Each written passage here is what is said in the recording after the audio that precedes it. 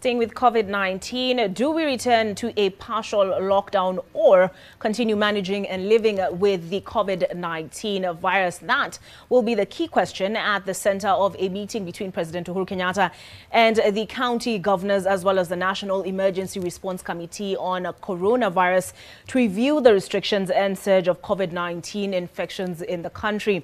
Victor Kiprop has hit the streets and seeks to get Kenyans' perspective on the dilemma. Victor, what have those you've spoken to have to say on the matter? Question is, of course, a very worrying statistic. That is, between July 6th, when the President Uhuru Kenyatta lifted the cessation of movement into Nairobi and other counties, we had 8,000 positive cases of coronavirus in the country, and 164 people had already died. But only 2 weeks later, just 2 weeks after we lifted those restrictions, 16,643 people have been confirmed with the virus in the country, and 278 people have already died, meaning the number of cases has doubled during that period, and the number of deaths has increased by 100. And now begs the question, should we continue living with the virus, or should we return to partial restrictions in order to tame the spread of the virus? I have a number of Kenyans who are going to of course, talk to us about this. You are live on NTV Kenya. Imekuwa wiki mbili tangu wakati president aliweza, naomba uvae mask yako vizuri kwanza, wakati tangu president alipotoa hizi restriction ya movement kuingia Nairobi, na hiyo wakati namba ya cases imeweza kuongezeka kabisa, na kesho wanapatana na governors. Swali ni je, tunafaa turudi kwa hizi restrictions kama vile partial lockdown ama tuendelee ilivyo? Mimi ningeomba kama tungeendelea jinsi ilivyo, lakini watoe mikakati kabambe ya kuweza kuzuia hii hali, kwa maana on the ground raia inaumia sana. Watu kutoka kwa sekta ya matatu ile ya transport imeajiri watu wengi sana, na wengi wakati mna lockdown wengi watakaa bila lishe, na ni familia yote kiujumla. Kweli tujua ili janga limeenea, na tuna ni msingi kwa kila mwananchi kuchukua hatua ya kabambe, kufuata sheria, kama ni kuvaa barakoa, kunawa mikono, social distance, ili pia maisha yako mwenyewe ni dhamana sana.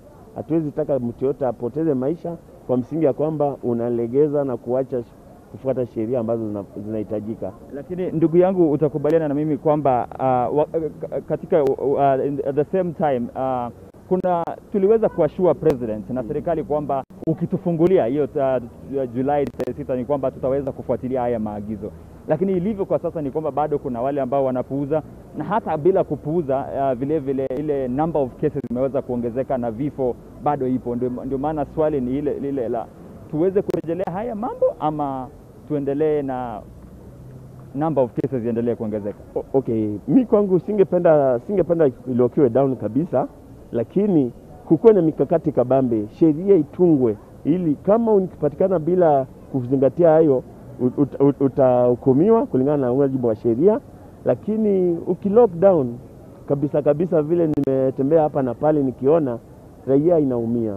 Wale mkate wao kila siku, kuna mtu asipoamka asubuhi alishe kwake hakuna shibe, na hao ndio pia tunafuatilia, na hao ndio wengi ambapo wasipoamka aende nje apambanye hapawezi pata chakula.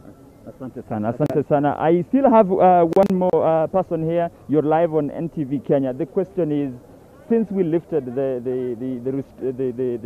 restrictions, the number of cases has risen, has spiked, and the number of deaths has also increased.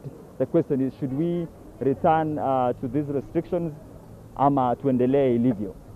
Kwangu mimi naona at least hii lockdown iendelee kuachiliwa, because watu wengi ndio wanaumia. Ile tu kila mwananchi azingatie venye rais alisema. Yeah. Lakini hiyo wakati tumeweza kutumia hii sanitizer, unaona wewe umevaa mask na mimi nimevaa mask, lakini hizi cases bado zinaongezeka. Kuna wale pia ambao wanasema tayari hizi cases zishaingia almost every part of the country. Kwa hivyo tuachane na hizi restrictions. Kwangu mimi, unajua wananchi wengi wanaona ni kama janga la corona alipo. Hapo ndio wanapotoka. Yeah. Asante sana. There you have it, Olive. A section, of course, of those who have spoken to, most of them maintaining that we should, of course, not restore the restrictions, and we should try to manage the virus as it is. Some of the health experts we spoke to yesterday maintained that as it is right now, the virus is in almost every part of the country, and the government should not really focus on containing the spread, but rather on treating those who already have the virus, considering 90% of those who are infected are asymptomatic, Olive.